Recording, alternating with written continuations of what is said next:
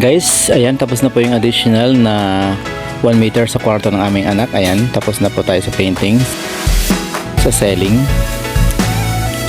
Ayan. Bale, pure white din yan guys, katulad dun sa naunang malaking kwarto. So itong additional is pure white din ang kulay ng kisame, pati yung cornesa niya guys. So para lang dun sa unang kwartong malaki niya.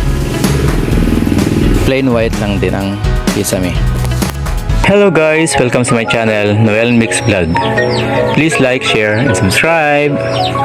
Thank you.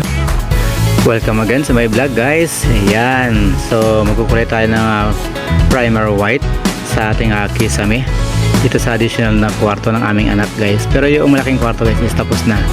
May additional lang na 1 meter yung kwarto niya, kaya ito ang kukulay natin ngayon guys.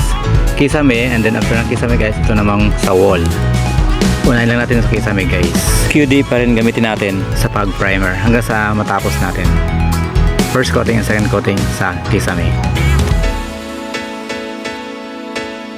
I'm paint here.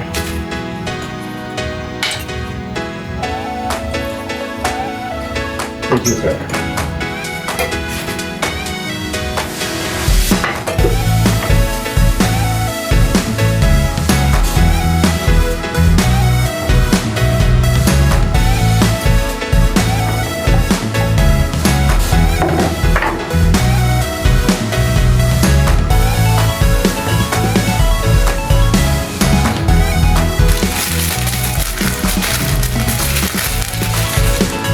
Okay, tayo na wala. Ito small roller.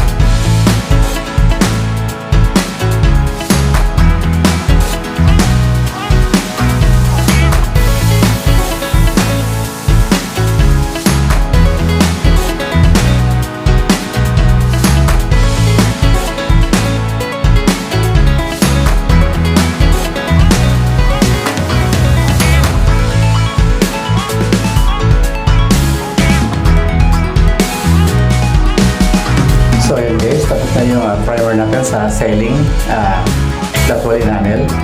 First coating pa lang yun. Mamaya second coating natin.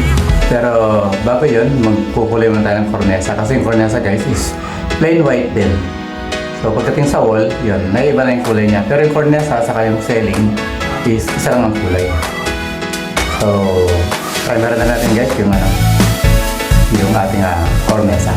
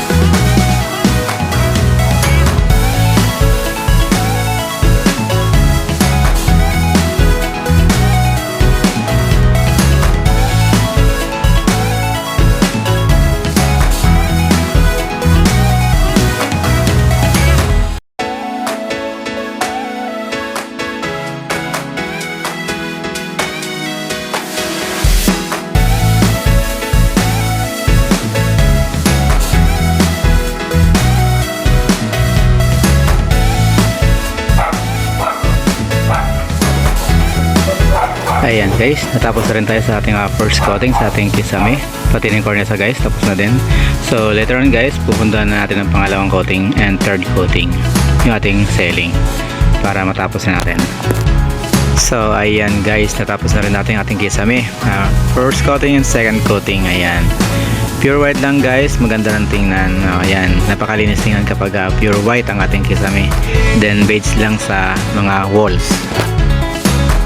Again guys, thank you for the support and see you in my next videos.